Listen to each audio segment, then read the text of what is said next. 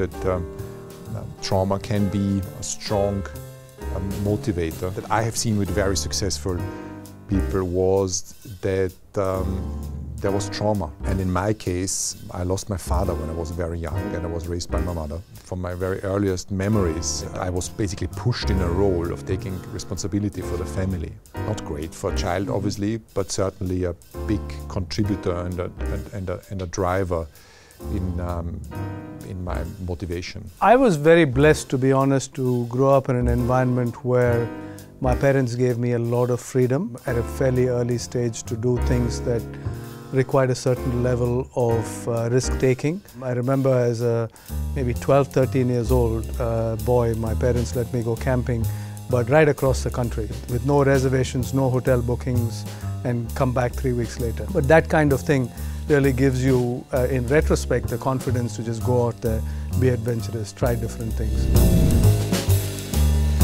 I think in leadership or in business, you cannot be emotional. But on the other hand, leadership is all about emotions, right?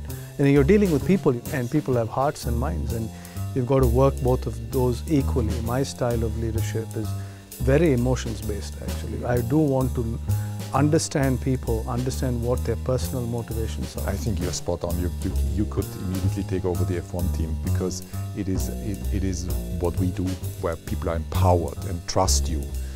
You can extract the best performance of them, and you can only do that if they feel safe. There's even a management style about making a joke about yourself at the beginning of a tough meeting. It releases the tension, and all these values I have seen with you. It's probably very unique in Formula One because it's perceived as quite a macho sport that a leader of a team can appear to be vulnerable.